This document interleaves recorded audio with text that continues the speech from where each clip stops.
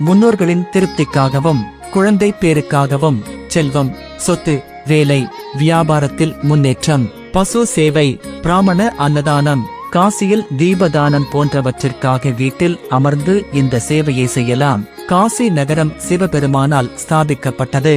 அதனால் இன்று இது ஒரு முக்கியமான யாத்திரை தலமாக உள்ளது.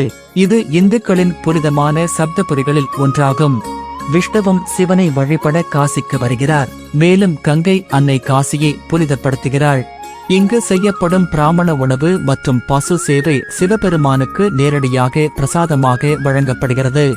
கங்கை அன்னைக்கு தீபம் ஏற்றினால் முன்னோர்கள் திருப்தியடைந்து கிரக தோஷங்கள் நீங்கும். இதனால் விஷ்ணு பகவான் கூட மகிழ்ச்சி அடைகிறார்.